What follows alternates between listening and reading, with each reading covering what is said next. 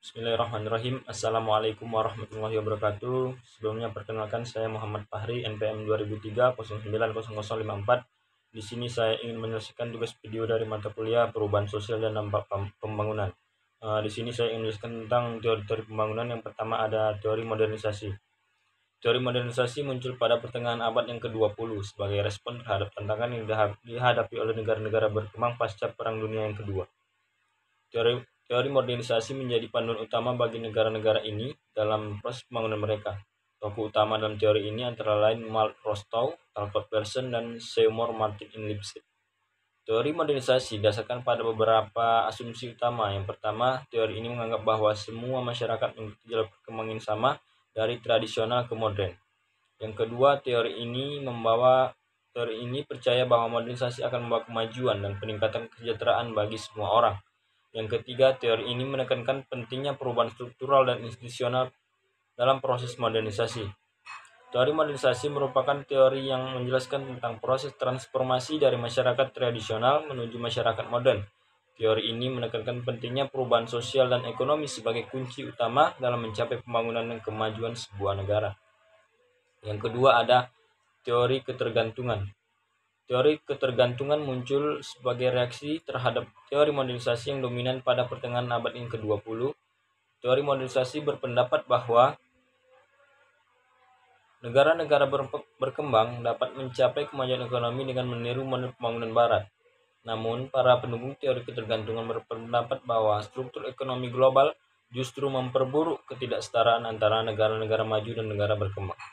Tokoh utama dalam pengembangan teori ini termasuk Raoul Prebisch, Anne Gunder Frank, dan Fernando Henrique Cardoso. Teori ketergantungan adalah salah satu pendekatan yang digunakan untuk memahami dinamika pembangunan ketidaksetaraan global. Teori ini lahir sebagai reaksi terhadap negara-negara berkembang dapat mencapai tahap pembangunan yang sama dengan negara-negara maju melalui proses industrialisasi dan urbanisasi. Teori ini telah membantu menyadarkan tentang ketidakadilan dalam hubungan ekonomi seperti ketergantungan, ketimpangan, dan hubungan global dapat mempengaruhi upaya pembangunan di berbagai negara di dunia. Dengan mempertimbangkan kritik dan terus mengembangkan teorinya, teori ketergantungan tetap relevan dan bermanfaat untuk memahami tantangan pembangunan global yang sangat kompleks. Yang terakhir ada teori sistem dunia. Teori sistem dunia muncul sebagai tanggapan terhadap keterbatasan dan kritik terhadap teori modernisasi dan teori ketergantungan.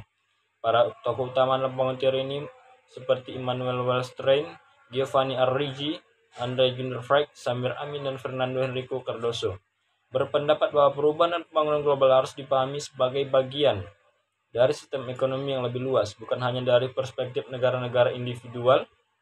Secara keseluruhan, teori sistem dunia memberikan kerangka analisis yang berguna untuk memahami dinamika pembangunan global. Teori ini menekankan pentingnya melihat dunia sebagai sebuah sistem ekonomi saling berhubung dan saling menjadi tiga bagian utama: pusat, semi-periferi, dan periferi. Dengan demikian, teori ini dapat membantu pembaca memahami bagaimana struktur ekonomi global mempengaruhi dinamika pembangunan di berbagai negara. Dengan demikian, teori sistem dunia memberikan wawasan yang berharga bagi para pemangku kebijakan, peneliti, dan praktisi pembangunan dalam memahami kompleksitas hubungan ekonomi internasional dan tantangan pembangunan global. Baiklah, hanya itu yang dapat saya jelaskan. Lebih dan kurang saya mohon maaf. Bila fisabilillah fastabiqul khairat. Wassalamualaikum warahmatullahi wabarakatuh.